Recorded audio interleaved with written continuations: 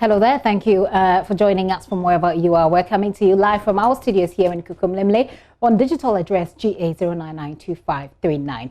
Our leading stories this hour. National security under scrutiny as sector minister makes a rare appearance in Parliament after being summoned. We're live in Parliament for the highlights and reactions. Also, as EC boss Jean Mensah delays following her summons, we'll find out if she finally made it. And as the Small Arms Commission burns up guns in symbolism of the need for peace, we hear from the Criminal Investigations Department, which says over 400 suspected pistols intercepted at the Tema ports turned out to be something different. We'll tell you what. Also, there are growing calls for Finance Minister Ken Ofori-Atta to be relieved of his post on the back of the Ejapa royalties deal. We hear from pro-NDC think tank and the Progressive People's Party with details. Remember, the pulse is brought to you by Global Communities Dignilu, affordable, safe sanitation. Do join us on DSTV 421, GoTV 144, and on YouTube where we're streaming live, also on Facebook. Your thoughts and your opinions are welcome on 0540-109-009. My name is Gifty Andopia. This is the pulse. Please be my guest.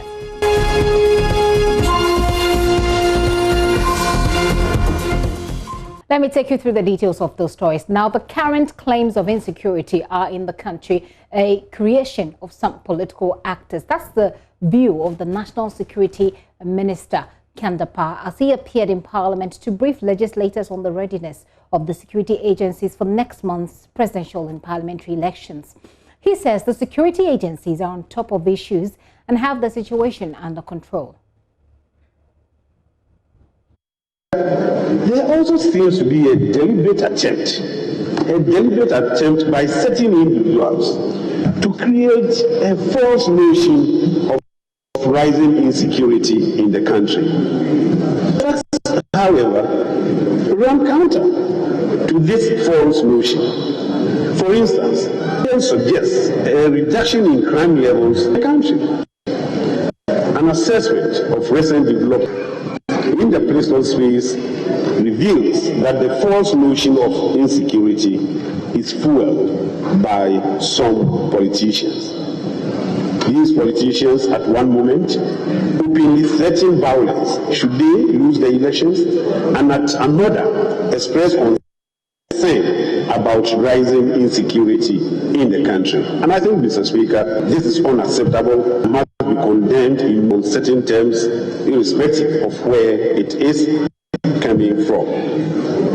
Mr. Speaker, despite the politicization of issues of national security, which unfortunately has the potential to undermine the efforts of state security agencies, we believe that state security have remained resolute in ensuring a peaceful and secured environment for all Ghanaians. And I want to thank the personnel of the security and intelligence agencies for their hard work and also for their relentless efforts in serving Mother Ghana. Mr. Speaker, as the 2020 residential and parliamentary elections approach, we believe that the country is confronted with a huge test in the area of election-related violence, given the high stakes involved in competitive political in Ghana and also in the continent.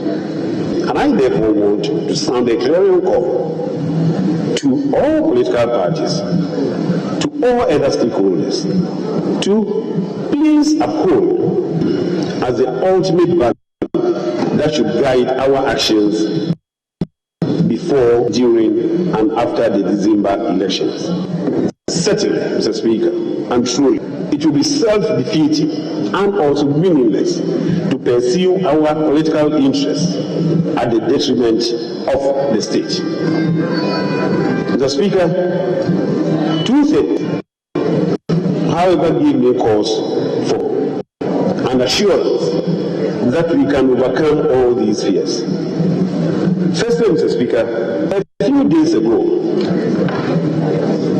I had a meeting with some notable security gurus within the National Democratic Congress at my office, where both parties unanimously condemned the violent activities of the Western Togoland Restoration Front and further pledged to ensure a violence-free election.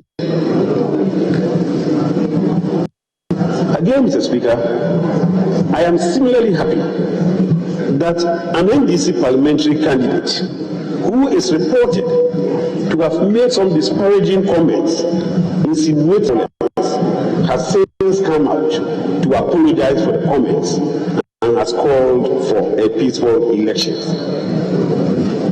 Certainly, Mr. Speaker, if we all do this, we can be sure of a free, fair, and violence-free elections. Together, we can build the Ghana that we all deserve.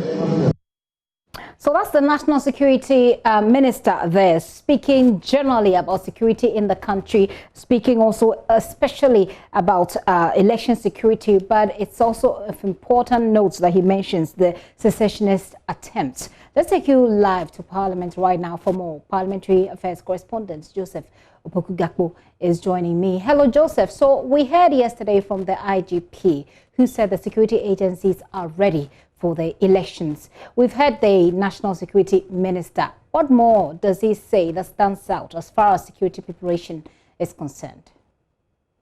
He fundamentally made a point that when you look at the security situation going into this election year, to quote his words, he said it's an extraordinary situation that we're facing this year.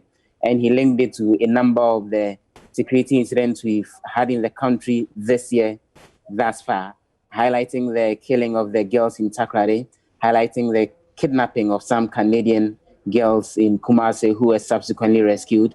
He also highlighted the situation with the secessionist group in the Volta region area.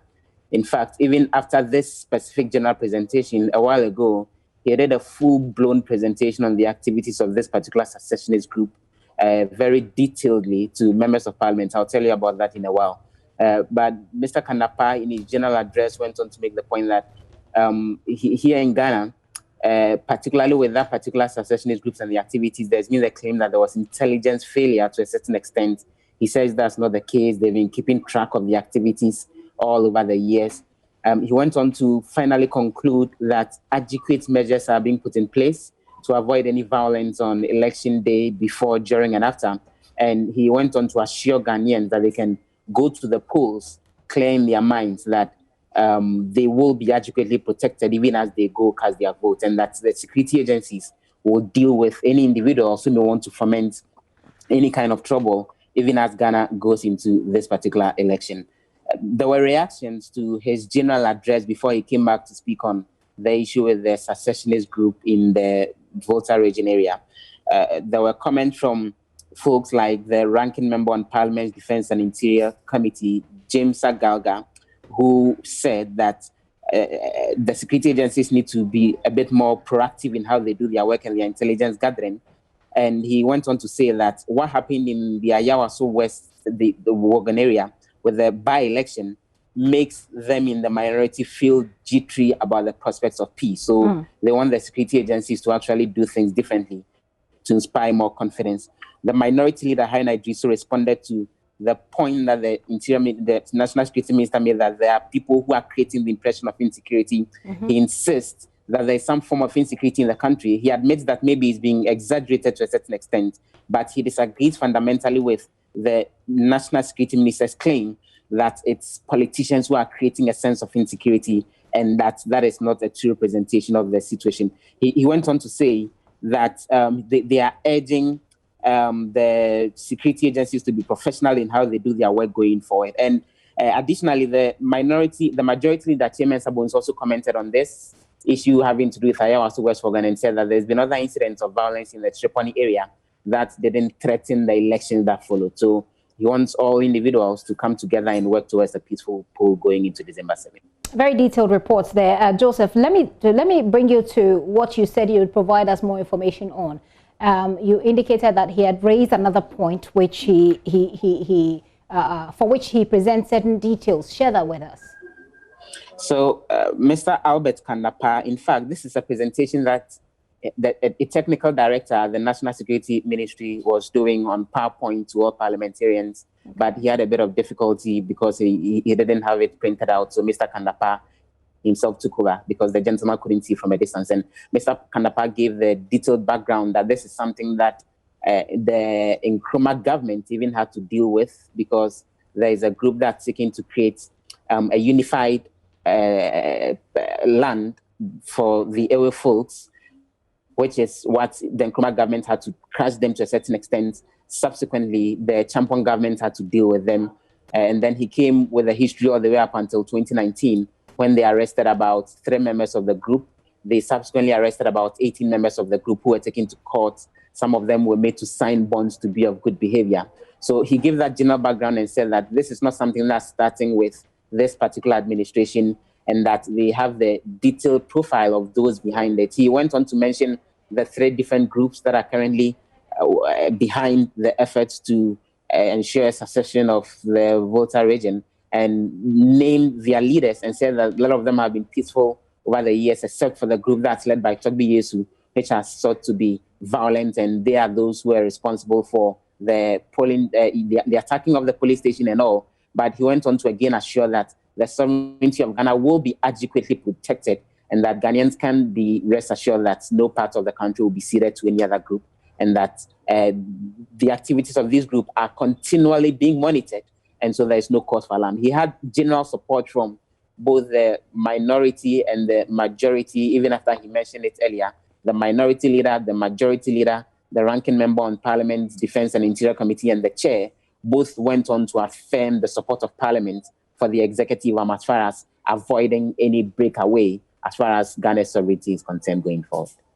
He's not the only one who was summoned to Parliament today. The Electoral Commission, Jean Mensah, was as well. As of the time we're coming on air, she hadn't made an appearance. Has she now? Not yet. And her absence has actually infuriated some members on the minority side. The minority chief whip, Muntaka Mubarak, pointed out that it's been since 11 a.m. when they were giving the assurances that the EC boss and others will be appearing.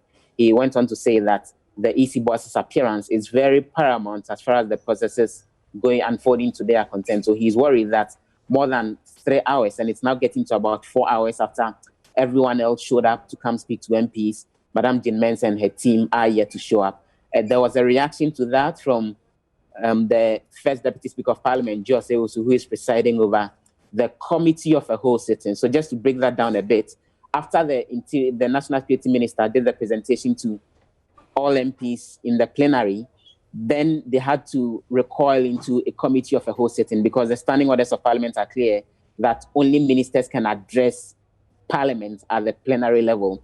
Any other person, apart from a minister or a deputy minister or a president who wants to speak to MPs, needs to speak to MPs at the level of a Committee of Parliament. So what they did is that the sitting was suspended and the whole House has reconstituted into a committee. That's how come all other individuals are being allowed to address them. The NCC boss, Josephine Nkrumah, has been speaking to MPs a while ago. Among others, she says one of the things they are really worried about going into this election is that more than 30,000 names have been deleted from the register.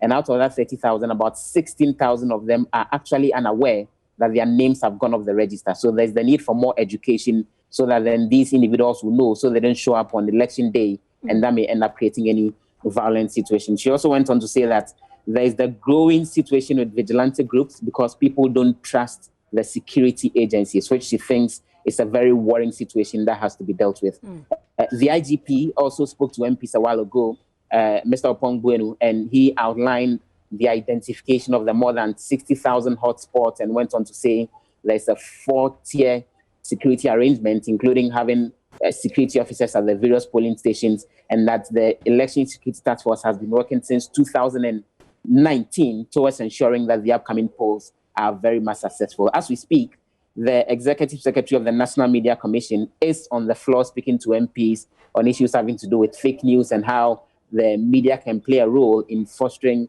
a good process going into December 7 and beyond. So we're still waiting to see if by the time that the NMC presentation is done, which is actually the last of it, there were other presentations from Dr. Kenel Kotia, who is with the Ghana Forces, but particularly a security consultant, and now the NTC has finished theirs and the NMC is on. We are waiting to see that by the time that the NMC is done with his presentation, whether Madame Jean Mensa and her team would be present, so that then they will then go ahead and address MPs as well, because it looks like that's what everyone else is looking forward to, apart from all the other presentations from the security folks and also the NTC and the NMC.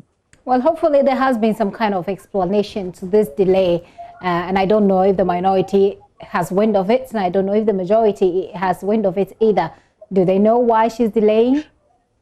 In fact, it's unclear, but the impression that the First Deputy Speaker, Jose, also gave was that we told you all these individuals will be addressing MPs from 11 o'clock.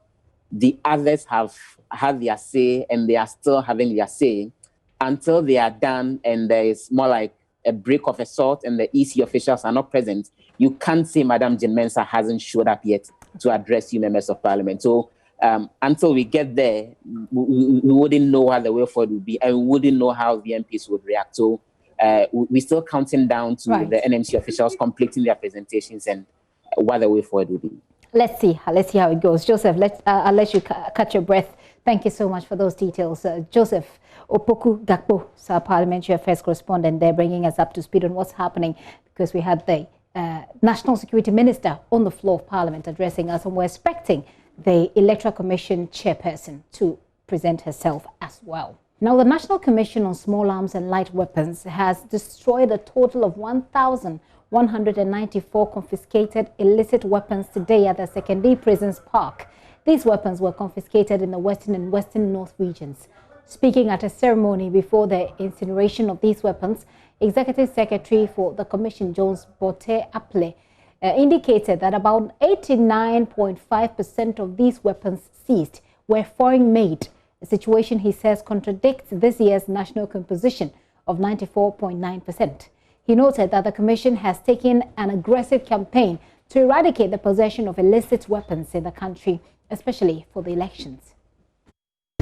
These distraction exercises, sometimes when we do them, we hear the flag in the media. It doesn't take away all illicit weapons in the region. But the objective is to enhance public safety, security, and to communicate to the public that anyone found with illicit weapon will be arrested, will be prosecuted, and your unlicensed weapons will also be destroyed in addition publicly. From Ghana, we've heard many times where people think that weapons that are seized at our entry points, the security services people take them and they don't sometimes account them to the state.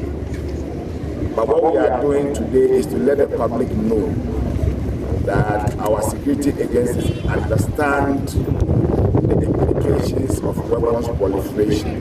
The destruction of illicit surplus small arms and light weapons constitutes an important strategy for small arms control worldwide. It is in recognition of such an important exercise that the United Nations itself has set aside July 9th of every year, enjoining countries, UN member countries, to destroy their illicit and surplus weapons. Sometimes when we talk about illicit weapons or proliferation, we think about only the ones that are being used by the criminals. But in other jurisdictions, they are able to determine when their militaries have surplus weapons that they don't need. Some countries destroy them, others donate them to less endowed countries. That's Mr. Jones Aple there. The Deputy Western Region Minister, Gifty Eugenia Kusi, urged the public to commit to peace as the government does its bit to protect the citizenry.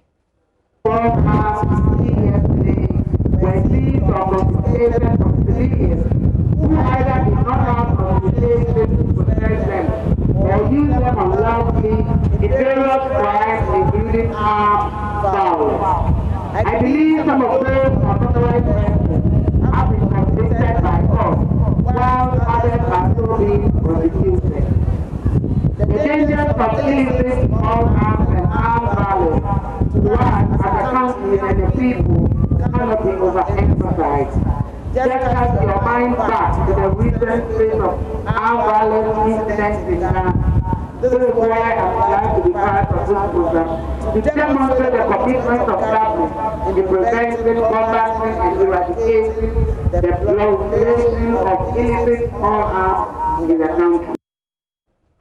The board chair of the commission, Reverend Professor Paul Frimpong Manso, says the nation cannot compromise on its peace. He disclosed that the Ghana ranks 3rd in Africa on Global Peace Index, a position he notes should not be traded for anything else.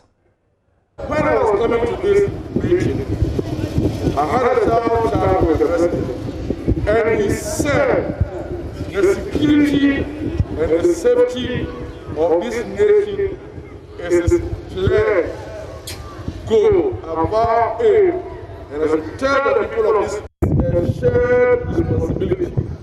And I also urge the public to volunteer information on criminal activities, especially those relating to small arms, to the security agencies without hesitation for immediate action.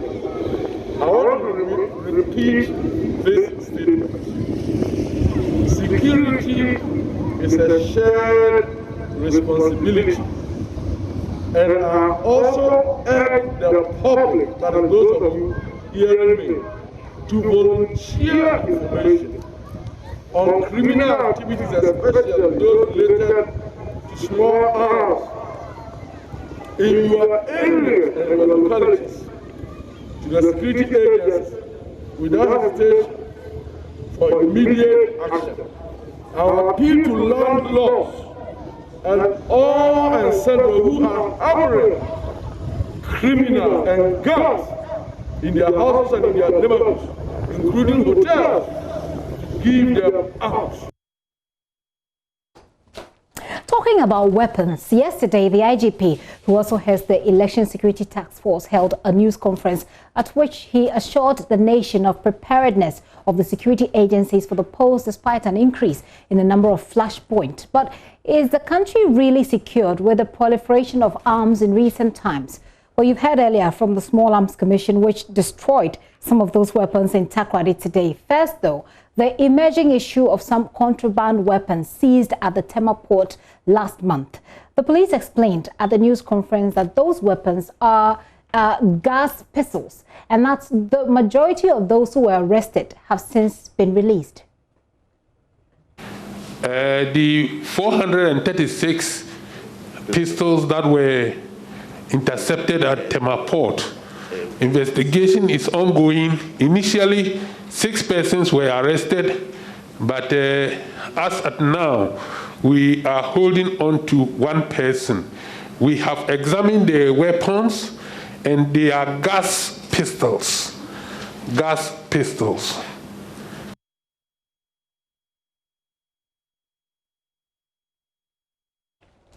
That's the Director General of the CID, COP, Ken Yeboah. Now, that appears to be a contradiction from the statement that was issued by the Ghana Revenue Authority. Fred Smith is a member of the security desk here at JoyNews. He joins me in the studio with some insights into that. Fred, so this is the statement, the GRA statement. But the details we have there, and I believe you take us through it, indeed, seems to be different from what we're being told right now. Yes, indeed. On the 11th of October, as you see on the statement there, the GRA issued a statement because its agency, the Customs Division, they are responsible for checking goods coming into the country and all. So they intercepted this, and there were rumors spreading by the 10th of October, and so they were forced to come up with this statement. And if you see, this statement is very strongly worded, and it says the attention of the GRA has been drawn to information being circulated in the media about a consignment of goods that was seized by the Customs Division at the Tema port on Friday, the 9th of October, 2020. And so this message says the container described on arrival at the Tema port as containing personal effects and household goods and a carding machine was flagged as red channel. And after examination, they found 18 packages of items identified as restricted items, and these included 436 pistols, and these were sidearms, 26 packs of 50 pieces of ammunition, and 1 40 mil piece of pepper spray. That's the information that GRA gave us at the time, right, so that the rumors would stop. So the rumors indeed did stop, but if you look at the other part of the information, it says that these items had been imported into the country without the necessary permits from the Ministry of Interior. The items had also not been declared to customs on arrival. And the point 3 says an inventory of the items was taken in the presence of officers of the preventive wing of the customs division. Take note, the preventive wing is actually the wing that will have some, you know, security knowledge, training into these areas, and so they are the ones who were deployed to go there. So they and the BNI, as well as the national security and the police, were all there at the time of the inspection. So all of them, including the clearing agent, signed against the total number of arms and ammunition they had seized. So at this point, they were clear in their mind what they had seized. This was the 11th, according to the statement, the 11th of October 2020, last month. And they agreed that they concluded that this is what they had, with all these security experts in there. So a seizure notice was issued to the clearing agent, and the seized consignment was placed in the custody of the customs division.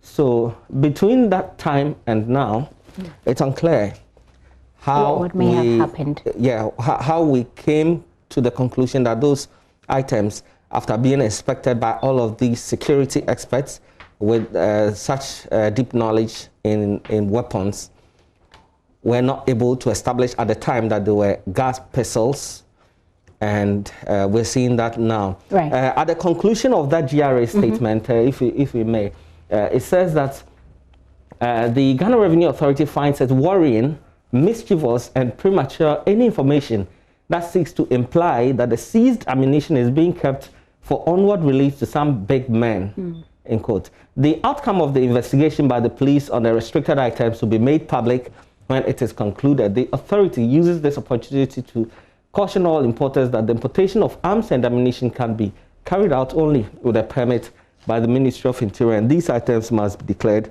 on importation. And Gifty, you were at this news conference. Yes.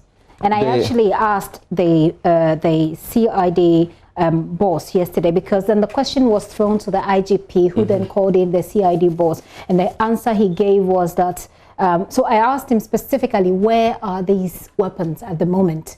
And he said they are in the custody of the police. He says they're in the custody of the... Fred, just when you were going through that, I've been looking up the gas pistol. Good. So just an explanation of what a gas pistol is. We're told that it is a non-lethal weapon used for self-defense and other purposes. It is typically a close to exact replica or conversion of traditional handgun. So it does look or appear like a handgun, but it is able to fire tear gas cartridges only. Those are the details there. It's able to fire tear gas cartridges only, and the effective range is up to 4.5 meters depending on the caliber.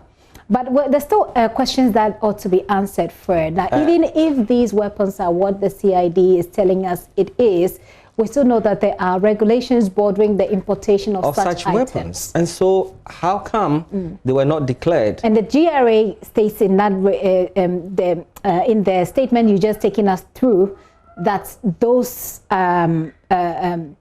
processes seem to have been breached. Indeed, they said it had been breached. And yesterday, we did not hear any information to the effect that they were indeed satisfied. So there is no information to the contrary.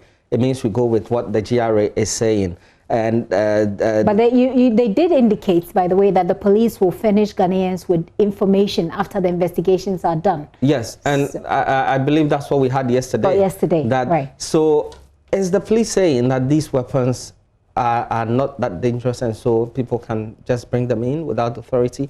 And we understand those who are arrested, a majority of these persons have also been released. I think we need to get to the bottom of this because it does appear that something is not, adding up. Again, yesterday there were a lot of questions that needed answers, so we couldn't exhaust the questions. But I believe that the CID will finish out with details as we go along. We've been trying to make some efforts, put in some efforts there, and as and when we have anything, we'll definitely share it with our audience. So just so you know, the 6 people who were arrested initially in connection with those ammunitions that were impounded, if you like, at the Tema port have been whittled down to 1 after the investigations, and were told by police CID that the weapons are not pistols. They're not real pistols. They are what we call gas pistols. I've showed you what it is. Fred, thank you very much. We'll certainly be looking up at this story. There were so many other agencies that were involved in this story, so we'll be checking with them as well to find out how the story checks out. But it's all about peace. While operators in Walewali have suspended night operations, so of course, not following what they are describing as a surge in robbery attacks targeting their businesses. The decision means mobile money service would no longer be available in Walewali from 6 p.m. or even from 4 p.m. in some areas. It comes after 2 gunmen on a motorbike opened fire and robbed 2 vendors last Friday in an outskirts neighborhood of the town. And within 24 hours, 6 heavily armed men also hijacked the Walewali-Bolga highway, torturing travelers with sticks and guns before robbing them. The situation has increased fears across the municipality as the police has yet to make any arrest. The mobile money operators speaking to JoyNews explained the decision to cancel night operations was taken to ensure the safety of their lives and that of their business. They spoke to correspondent Ilyasu Tanko. After the incident happened, as of now we are not scared. At the time we close, now we minimize our time. Immediately or before 7 we will close. But we are not scared, we don't know what will happen next. And after that first incident happened, we was all afraid to even attempt to operate or work in the night. I'm very, very scared. I'm equally also just rounding up to close because normally we sit here up to 10 p.m.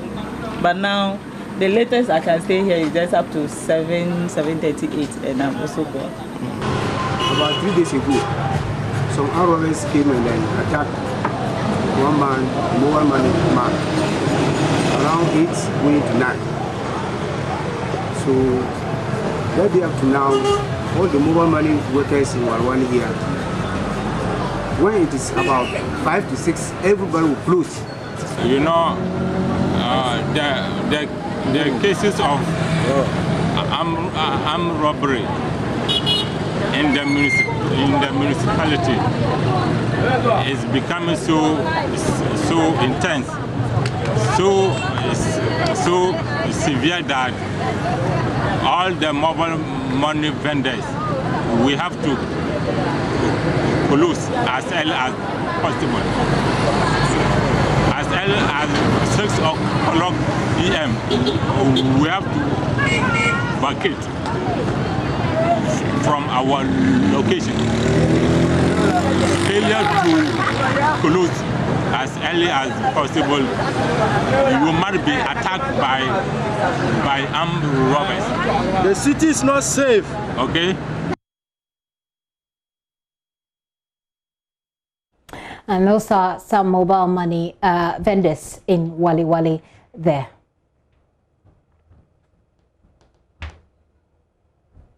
Ilyasu Tanko is joining me right now on the telephone. Hello, Ilyasu. Ilyasu, do you hear me? Yes, I can hear you, Vic. Great. Ilyasu, I mean, from the intro, we can get the picture being painted about the state of security, even for these mobile money vendors.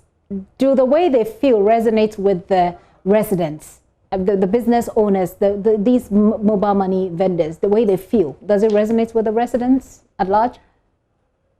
Exactly. I mean, this for the past 1 week, this is they have been scared there have been 3 robberies in the municipality, 2 on the Walewali highway, and 1 on the mobile money operators. Yesterday, you understand the police fueled another robbery attack in the town. As we speak, the chief of the community is getting ready to speak to us about the incident, and because the situation keeps deteriorating every now and then, people continue to report even residential robbery in the municipality.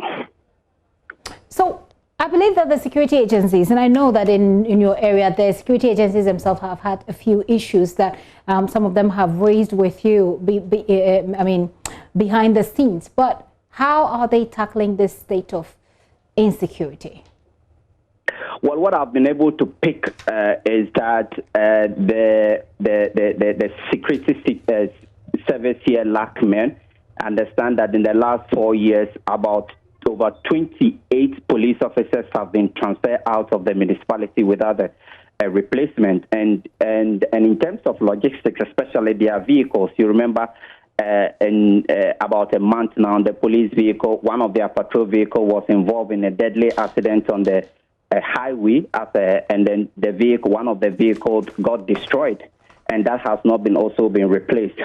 And so the security is really finding it difficult to confront this situation because of, on the one hand, lack of staff, and the other hand, lack of logistics such as patrol vans. That's a difficult one to deal with. You say that the traditional authority is right now, as you speak, planning to speak to the community.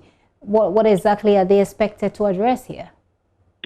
Well, they are really, the chief really is going to speak about the need to, increase the police personnel, especially ahead of the election here, and then also call on the police to, of course, also call on the authorities to provide logistics for the police to intensify their, their work here. Really, the point is that a lack of the police officers that I have spoken to said lack of vehicle is a major challenge here. As we speak, the whole municipality has just 2 patrol vehicles. And this morning I was engaging, one of the police officers was engaging me, and he said this is causing a lot of challenge for them in terms of, responding to crime situation in the area. So basically, the chief is going to, call on authorities to provide logistics as well as staff to be able to protect lives and properties in the Westman Precinct municipality here. Eliasu, thank you. Eliasu Tanko is correspondent there, bringing us up to speed. So in Walewali, if you want to do mobile money, you want to engage in mobile money business, or you want to do a mobile money transaction, you will not have that done after between 4 to 6 p.m. You won't be able to do it there because of the state of security there. I'm Gifty and Dopia. This is still The Pulse. We'll take a very short break. We'll be right back.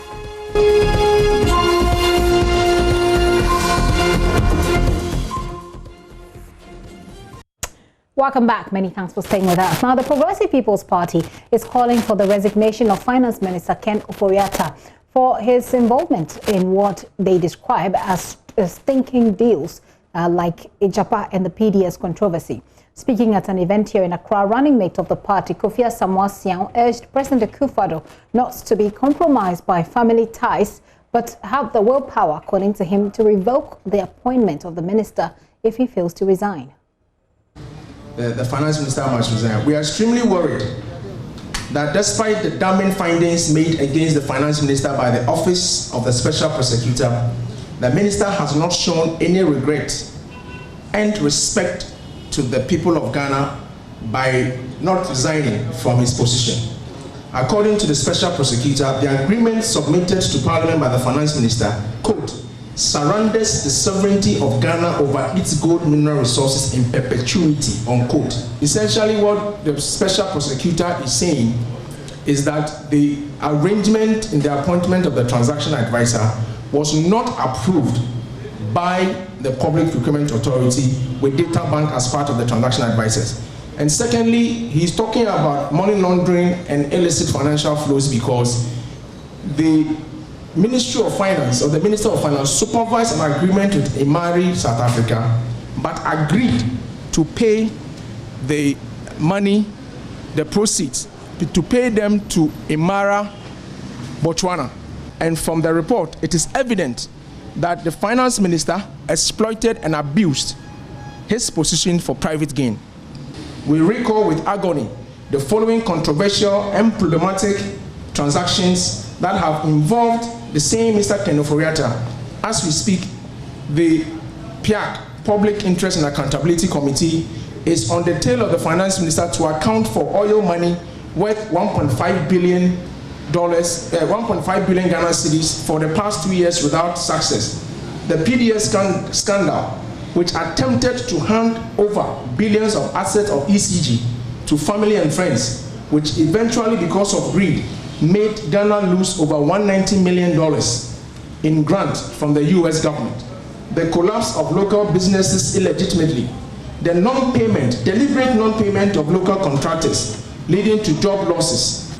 The Honorable Ken Ofori-Atta needs to take a long look in the mirror for the good of our country, our democracy, our future, and his family's reputation. He must do what honorable men do. He needs to go home now. He's been caught hands down or pants down. The referral of the nebulous Ejapa deal to Parliament by the President demonstrates a questionable commitment to pursue the national interest. It is shocking how the President has disregarded the alleged violations of procurement rules, cronyism, conflict of interest, nepotism, and bid rigging. The office of the President and the executive approvals, unfortunately, have been used to provide a semblance of legitimacy to a fraudulent deal found to be inconsistent with the national interest. The President must not give us any impression to believe that he is compromised by family ties in dismissing the finance minister.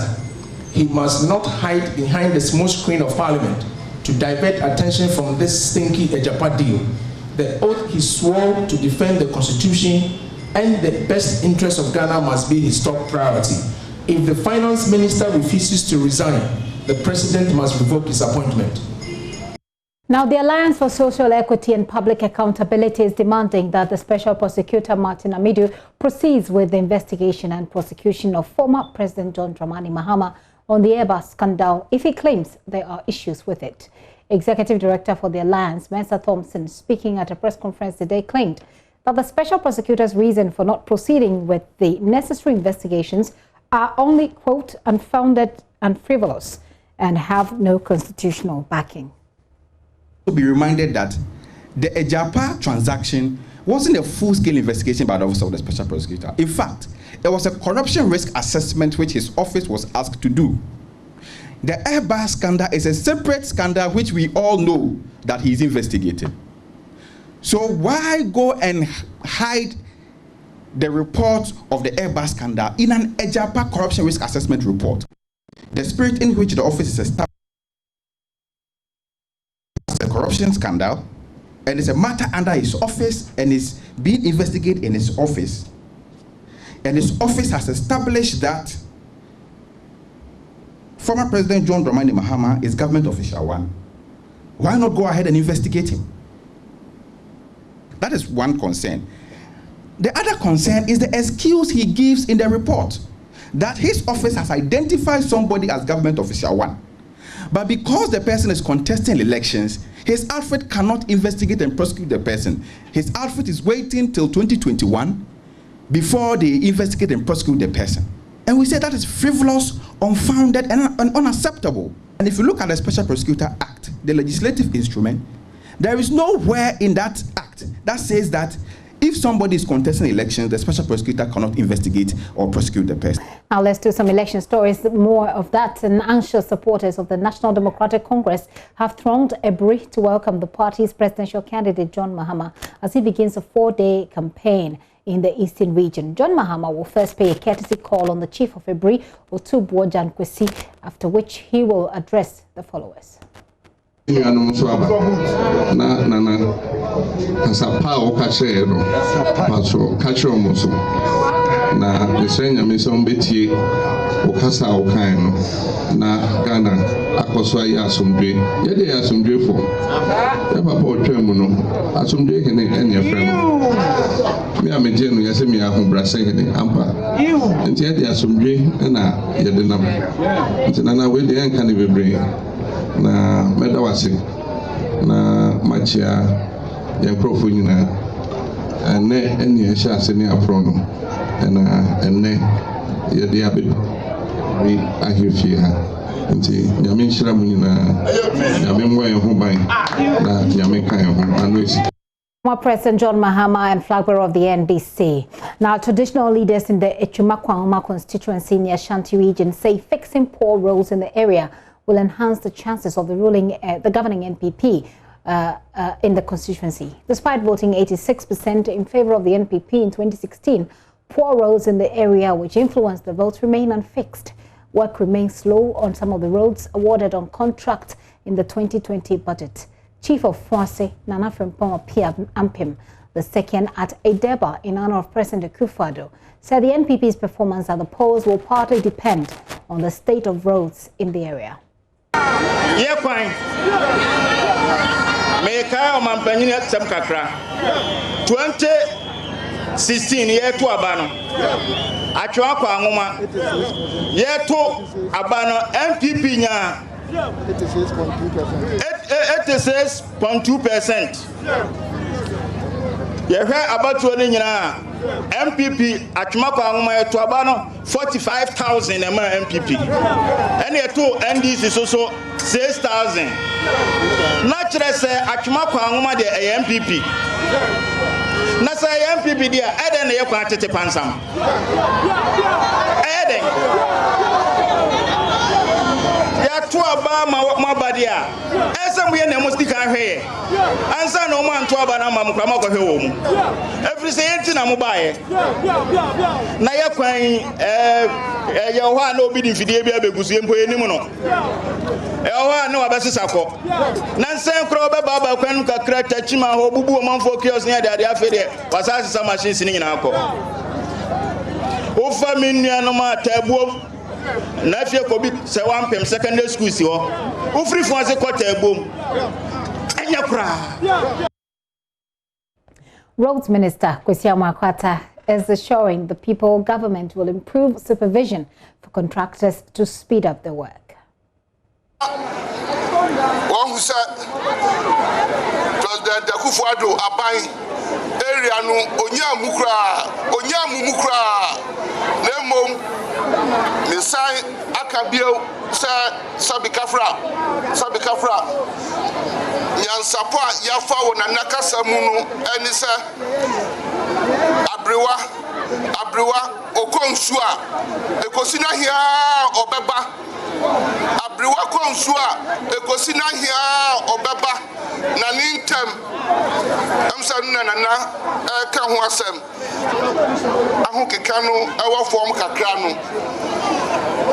me shabo papa se midi mani mi ankasa midi mani ebedi echire for this area in particular because babia asantima munika na babia kwan ekoso yema ahadie entofom.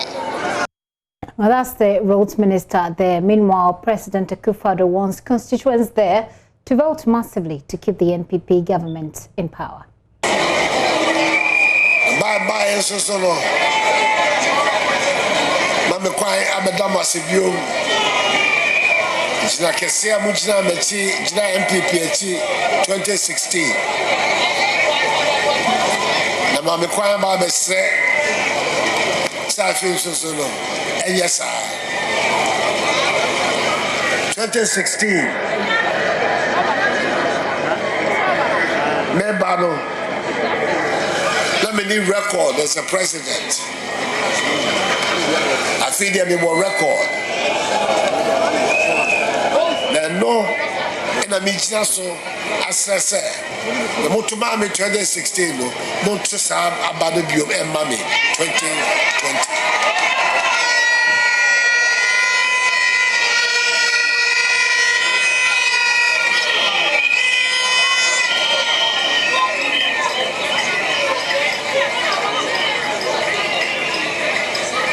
2016 abano Asante man Ghana man nyina eto abano boom emame afei de obrebo esa sesa kakra esa afia abano de enye boom boom. President Akufo-Addo there. Now, with 32 days to the December elections, political parties are firming up their campaigns to grab more seats in Parliament. With high chances of flips in strongholds, no seat is safe. One of such constituencies is Ayawaso West Wuogon. Having been held by the NPP for the past 16 years, new dynamics emerging are giving actor-turned-politician John Dumelo hopes of whisking the seat away from incumbent Lydia Seyram Al-Hassan. He's been speaking to my colleague Manuel Kranting. About being there for the people, catering to their needs. I mean, I've been catering to their needs ever since I won the primaries. You know, I've created a lot of employment in the constituency. I mean, if you talk about the farming, the mushroom farming that I started, you know, it's created a lot of employment so far. That's the first one. The second one is the loans that I give out to women since day one. I mean, as we speak, I've given to over 300 women, and over 300 families have been, you know, transformed, you know, across the constituency. And so I have equally been doing the same. I mean, the COVID time, I shared foodstuffs across the constituency. I've been doing pretty much a lot of the things that your contender has also been doing. Yeah, but I'm not the MP yet. So if we are doing literally the same thing, that should tell you that when I become member of parliament, I'll definitely do more. That's John Dumelo there. This is your election headquarters. And remember that election headquarters coverage is brought to you by Petrosol. Clean fuel in full quantity, smart lubricants, quick to move, thick to protect.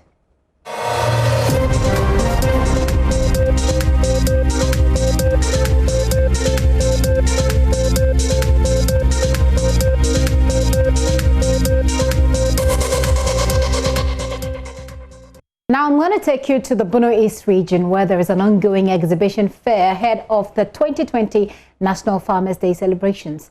Exhibitors are expressing satisfaction with the conduct of this year's event to be held in the Techiman municipality.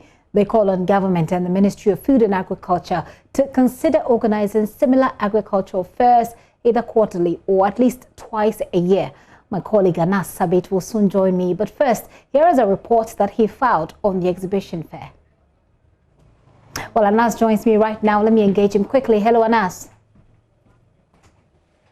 Anas, I'm hoping that you do hear me, and if you do, tell us what was on exhibition.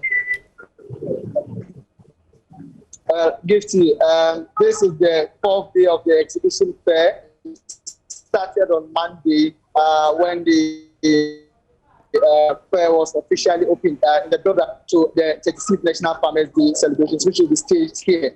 And anything agriculture is on display here at the fair, exhibition fair that is currently in place. All stakeholders, all institutions that matter in the agriculture sector, fisheries, I mean, all the departments are here displaying their items and products. And of course, they are very impressed about the turnout of, clients and customers, as well as farmers who are here to have catch a glimpse of items displayed here for the exhibition exercise. I've been engaging some of the exhibitors who are here to showcase their products, and they are very impressed, like I said earlier, and they wish this kind of exercises of fairs will not be held once annually during Farmers' Day. They wish it could be done quarterly. Some are also saying at least twice a year to be better to have such fairs so that the products or items will be, displayed for the public or those in the agriculture sector to also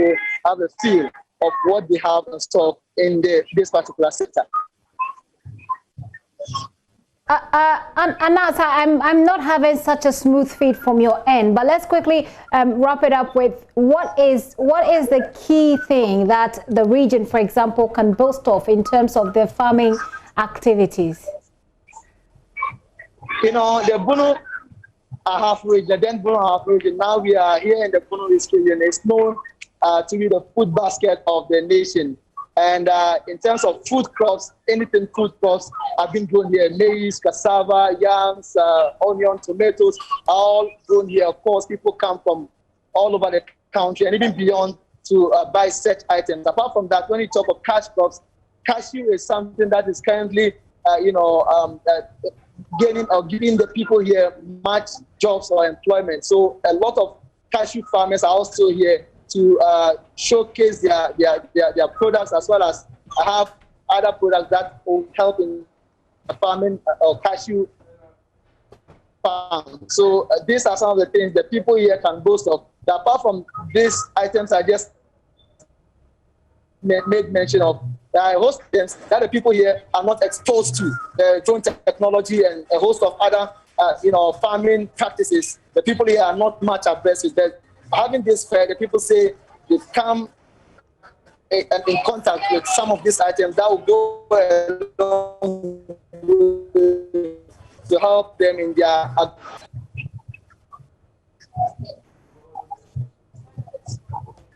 Right, Anas, let's call it a day on that one. The difficulties we're having with the smoothness of the link there. But thank you so much. That is Anas Sabit. Take a look at the report he put together. The 36th National Farmers' Day celebrations is here at last, and as part of a series of activities in preparation towards the Grand Deba, which is going to be held on Friday here in Tichiman. The exhibition fair is currently in place. This afternoon we are here to engage the various exhibitors on their impression about this particular fair so far. Agriculture is located in Kumasi at Tanoso. We are into feed production. Talk about the fair. I think it has been very helpful because it has given us the opportunity to partner with strategic agents in the industry, and we have been able to strike strategic partnership with them that we believe that will go a long way to help all of us as major stakeholders in the industry. It has really been helpful to us because, many people didn't know our product. But when we came here, we have sampled about 10,000 people already. And I think this is the third day of the exhibition. And at least we make some sales too. This year, 2020, has not been easy for everybody. And I believe this is a very good opportunity to connect people back together. We still have tomorrow and the day after tomorrow to meet more farmers. The number of visitors is increasing by day. We still expect more farmers to come. So we at Interclass, we are so happy to be part of this event. These exhibitors tells me they are very excited and impressed with the situation on the ground, and for them, government needs to work together with the Ministry of Food and Agriculture to ensure that such exhibition fairs are done either quarterly or twice each year. We suggest that such exhibitions are encouraged, and then we get to have them regularly, because coming here, we've had ministers visit our booth. A lot of people have come to visit the booth, and then they are very happy about the technology that is being used, because it will help to save land, it will help to save money, and then a whole lot. So if we have this maybe 2 times or 3 times in a year, we would appreciate it. It has been impressive. It has been very impressive. So if we can continue to be doing this thing, if not yearly, but even quarterly, there should be an exhibition, maybe to exhibit made in Ghana products. To do this, and it will help us. It will help us. I believe that if this sort of fair is organized, let's say twice a year, and not wait till Farmers' Day such as this to do it, it will go a long way. It helps give us visibility on the market. It's a national event, so we have all the key industry players from all over the country assembling here. It would be a good idea to have this event more often, maybe twice a year. Have it shorter a little bit, maybe 2 or 3 days, and do it twice a year. Again, remember, tomorrow is not a holiday, by the way. By the 4th of December, it is, and we are celebrating our farmers. We really appreciate their efforts. You're watching The Pulse with me. I'll take a very quick break. We'll be right back.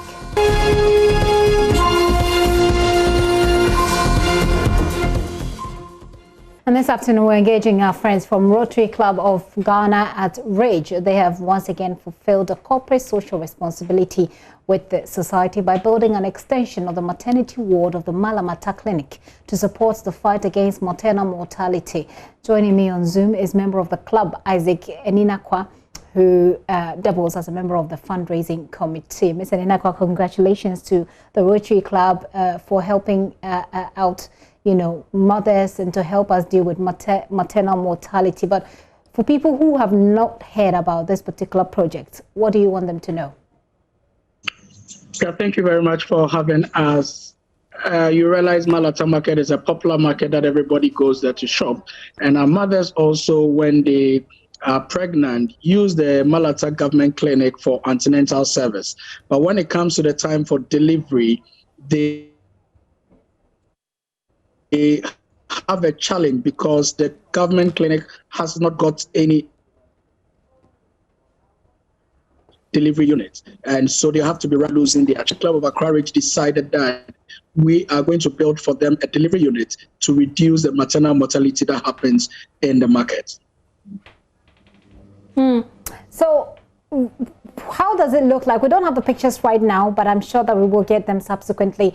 Give us an idea when we get to the Malamata market right now, to this hospital. What do we see? We're currently putting up a structure. We will send you the picture. We're putting up a structure. We're currently at lintel level, and we have very good materials that is being used for the construction. You know, it's a market area, and so we want to put in all the acoustics so that the babies that are born will not be disturbed by the noise that is coming from outside. So we are currently at a lintel level. The structure is there. We finished the plumbing works. We are continuing with the electricals, and then the beds and also the air condition would also, and the equipment would also come in. So when you go to Malata now, you are going to see the structure right there. This is a last push for a fundraiser. Then we can complete the project by mid-2021. So how much is it costing you to do this, and how can people support you? Currently, the value of the project is 450,000 Ghana cedis. Because we are being supported by Otna and Associates, they have decided to make it like a CSR, and so they are not charging us full cost for the construction. They are only asking us to buy the material. And so we are calling on benevolent people that understand maternal mortality and realize that it is an issue that can be solved just by providing a delivery unit right at the market for our mothers. And if they want to come on board, we are organizing various fundraisers. And the current one, or the upcoming one, is a golf competition at the Achimota Golf Club, where we want people to come over, join us for the golf tournament, contribute, and let us complete this project. Okay, and that is when? Which date is this for the golf tournament? We're having the golf tournament on the 7th of November at the Achimota Golf Club. And exciting things are going to happen there. We're having sponsors coming on board, and somebody could actually walk away with a Mercedes-Benz C-Class sponsored by Silver Star. And so we want people to come over. You could also be the winner of that Mercedes-Benz C-Class once you decide to come on board and come and play with us. Right, you don't say. I mean, that's a nice way of, you know, it's a nice way of life, actually. Play golf, win something, contribute to a corporate social responsibility by building such a facility for our mothers. Thank you so much, Isaac. Isaac Eninakwa is with the Rotary Club, Accra Ridge to be specific, and they are organizing a golf tournament on the 7th of November at the Achimota Golf Club. They want you to come there. It's a fundraiser for their project ongoing at the Malamata market. Now, before we go, attending dialysis session twice every week has completely taken away everything from 30-year-old double kidney patient Felicia Ayamga. The former laboratory technician would need 35,000 cedis to undergo surgery to replace her failing kidneys. Love FM's Kwesi Deborah visited her at the Konfanochi Teaching Hospital and brings us more.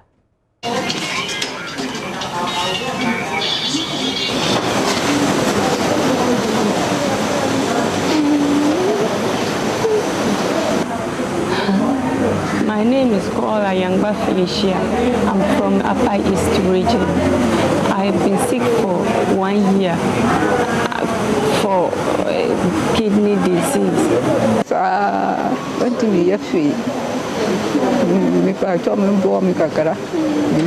Started last year, that was 2019. I started growing lean, so I did some checkups and we realized that it was like that.